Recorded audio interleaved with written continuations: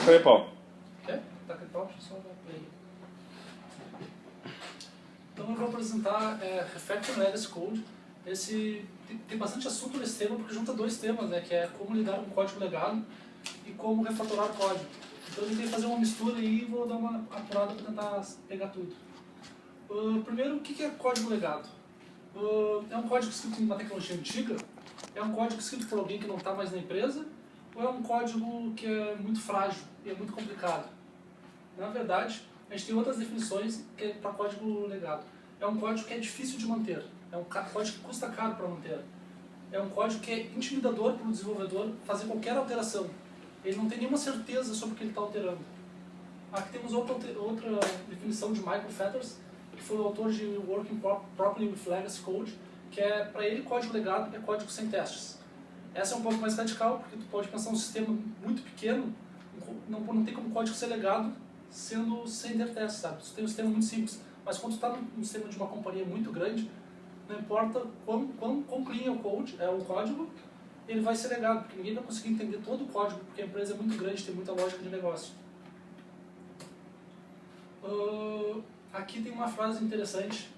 Se você faz uma feature hoje, que te custou muito esforço mental, você codou muita energia para te fazer ela, e amanhã tu tem medo de mexer nessa feature.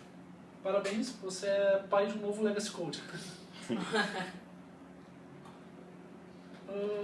Aqui está o que é refactoring.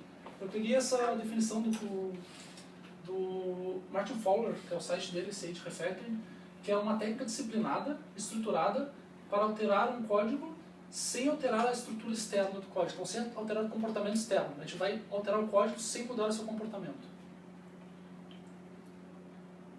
Para que refatorar? Por que refatorar?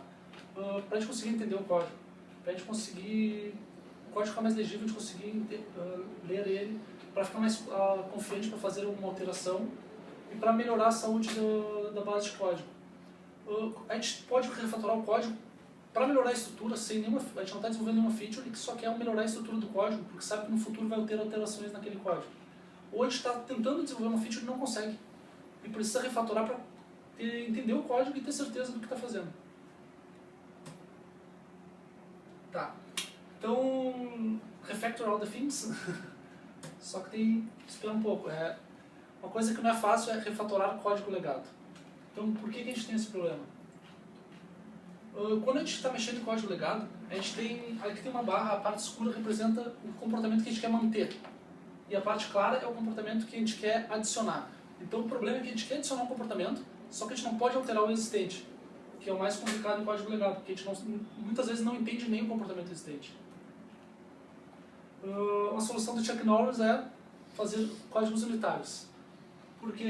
Só que tem uma coisa, teste unitário em código legado muitas vezes não é o teste unitário que a gente conhece, de fazer verificações, ir nos extremos para ver se está funcionando.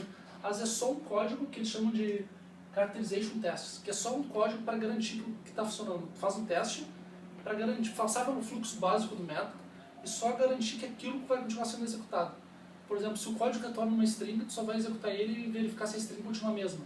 Para poder refatorar o interior do código e ter a mesma resposta no final. Aqui tem um refactor dilema, que é para refatorar um código, você precisa ter testes. Para fazer testes, você precisa refatorar o código. Esse é o dilema da refatoração em códigos legados.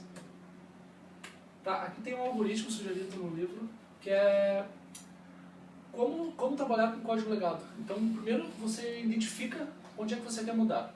Depois você identifica como testar os pontos de teste daquele método. Depois você começa a fazer break dependencies, que é tirar as dependências para te conseguir testar. Até depois eu vou falar um pouco sobre isso. No final, quando tu não tem mais dependências, tu consegue criar um teste para aquele método, depois tu refatora, porque quando tu quebra as dependências, muitas vezes teu código vai ficar mais feio do que ele está. E refatorar código legado também não quer dizer que ele vai ficar mais bonito. Às vezes quer dizer só que ele vai ficar mais legível, obviamente, é a intenção. Mas quebrar as dependências é maneiras de tu conseguir testar. É só isso, não quer dizer que vai deixar o código melhor. Aqui só algumas coisas para a gente pensar quando estiver trabalhando com código legado, que é o Boy Scout Rule, que é sempre deixar melhor que está. Porque se tu tem um código legado, ele nunca vai deixar de ser legado, nunca vai deixar de ser um código que não é clean se tu não alterar ele. Então, aos pouquinhos, a gente tem que sempre deixar um pouquinho melhor do que a gente estava quando a gente chegou. Aqui tem baby steps, porque é importante. Toda refatoração tem que ser pequena, toda refatoração tem que ser algo bem pequeno, sempre com teste, para a gente conseguir ter certeza do que a gente está fazendo. Se a gente fizer uma refatoração muito grande, a gente não vai ter nem certeza do que aquele código continuou fazendo o que fazia, já que ele é muito complexo. Aqui tem outra coisa importante, que é investir o tempo onde é necessário. Quando tu tem um código legado, uma base de código muito grande, não vale a pena tu refatorar todo o código. Algumas features nunca vão ser alteradas, outras são alteradas constantemente. Então é só investir esse tempo para refatorar onde é mais preciso. Saber como usar as ferramentas. Todo mundo usa uma ideia, cada um usa a sua de preferência, e praticamente todas têm algumas ferramentas de refactor. E ajuda muito porque, às vezes, até para extrair um método, é muito mais simples tu usar a ideia, vai te economizar tempo, e tu vai ter certeza que a ideia não vai errar, já que ela não é humana, ela vai errar na digitação, por exemplo. Tá, aqui tá show me the code. Aqui são algumas técnicas de quebrar dependências. Aqui são dependências externas. Dependências externas são que tu precisa inserir na classe. Tu quer testar essa classe e tu tá vendo que o construtor dela tem 3 parâmetros e tu não sabe nem colocar nesses parâmetros. Como tu começa a testar isso? Primeiro tu tenta... Aqui tu tenta passar null. Tenta da maneira mais simples. Faz um teste, passa null e vê estourar a exceção. Aí tu começa a alterar. Já não tenta criar um mock, alguma coisa muito complexa, se talvez um null resolvesse. A segunda parte é null objects. É quase um fake. É tu criar aqui tu pode usar uma ferramenta de mock, só que está sendo feito sem uma ferramenta. Pode criar um objeto que simplesmente tem aquele método, tem um método que é chamado pela classe e retorna null. Ou retorna o vazio, uma coisa que não quebre o código. Só para passar por aquela parte. Aqui tem um exemplo de dependências internas. Por exemplo, tu instancia uma classe e no construtor dela ela já começa a instanciar várias outras classes e quebra, porque as classes podem estar usando recursos como banco ou outras coisas. Um exemplo que eu fiz aqui, tu pega o construtor dela e cria um método init com todo o conteúdo dele.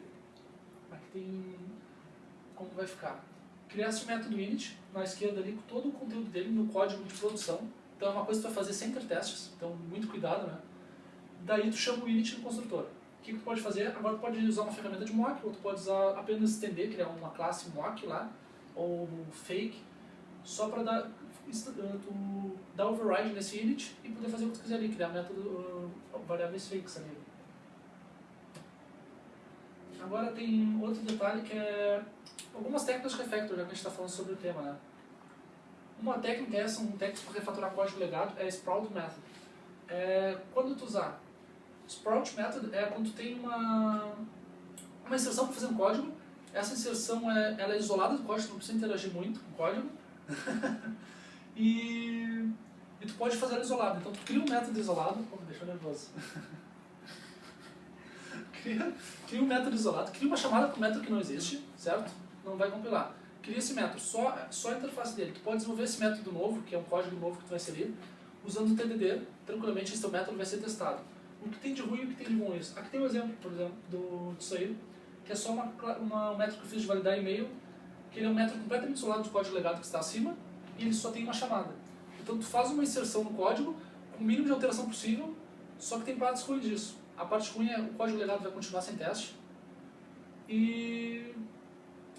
as desvantagens e tu não vai estar fazendo nenhuma melhoria no código, né? Ele está um pouco mais complexo do que quando estava antes. Agora vamos a mais um método que é o wrap pass. Quando tu quer adicionar uma feature, tu tem um método que é legado. Ele está numa classe muito complexa. Tu quer adicionar uma feature. Esse método é o que tu faz. Vou pegar um exemplo aqui logo. Tu cria uma nova classe, estende essa classe legada, envolve ela, e aí tu pode estender um método, por exemplo aqui, ó, era um método send e-mail que faziam várias coisas que a gente não quer nem saber, só que a gente só queria validar o e-mail, ou logar o e-mail nesse caso. Então a gente só adiciona uma chamada de método novo, e esse método novo a gente pode criar usando TDD, e nesse método a gente só faz uma inserção antes de chamar o código legado. É outra técnica para tentar te afastar do teu código do código legado, sem fazer muitas alterações nele. Então aqui são as referências, eu tenho o Refactor, o site do Martin Fowler, o livro do Martin Fowler, e Work with Legacy Code, do Michael Fetters. Feito. Nossa, 15 segundos. Thanks.